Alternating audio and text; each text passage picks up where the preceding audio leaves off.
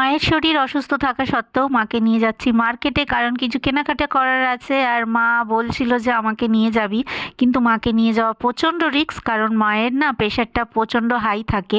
তবুও মায়ের বায়না শুনে মাকে প্রেশারের ওষুধ ফষুধ খাইয়ে নিয়ে যাচ্ছি মার্কেটে। আজকে যেহেতু একটা মানে কিছু কেনাকাটি করার আছে, কেনাকাটি মিন্স যে সামনে আমাদের বাড়িতে অনুষ্ঠান আছে, আর সেটা আমার উপলক্ষেই অনুষ্ঠান আছে, 7 মাসের সাধ। তো সেই উপলক্ষে মা আমার জন্য শাড়ি ঠাড়ি এটা সেটা কিনতে চায়। তো সেই জন্যই মাকে নিয়ে একটুখানি বেরিয়েছিলাম। তো দেখা যাক কি পছন্দ হয় কি না হয়, তোমাদের সাথে অবশ্যই শেয়ার করব। তো অবশ্যই প্রে করো, প্রার্থনা করো যেন সবটা ভালোভাবে মিটে যায়। তো আমি তো খুবই কষ্ট করে মাকে নিয়ে গেছি, বাড়ির কাছেই যদিও, তবুও খুব ভয়ে ভয়ে মাকে নিয়ে গেছি। আর মা আমাকে নিয়ে ভয় পাচ্ছে, আমি মাকে নিয়ে ভয় পাচ্ছি, এরকম একটা অবস্থা।